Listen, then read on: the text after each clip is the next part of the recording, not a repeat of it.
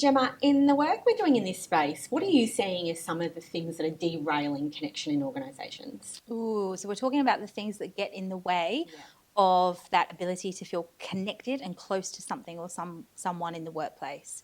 I would start with this idea that proximity is both derailing and driving connection. So physical closeness to someone, which many of us will talk about as the return to the office.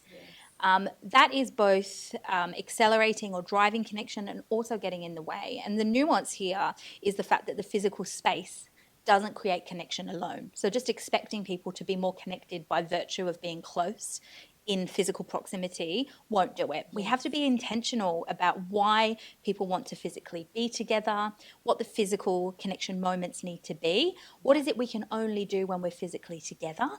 And if we can get really clear about that, the proximity can really drive connection, but it won't do it alone. So that's probably the first thing. The other two quick things are our operating systems need really redesigning for a virtual and hybrid environment. We sometimes have manual processes and virtual processes, so we need to really think about how those processes are experienced by people in multiple settings. They're the couple that I would think about, proximity and operating systems. What would you add as things that are getting in the way? Yeah, look, I think you've shared some great insights there. And, just touching on the proximity piece is, it's not saying it can't work in a virtual environment, but to your point is really this intentional design around what is the purpose for connection in that space.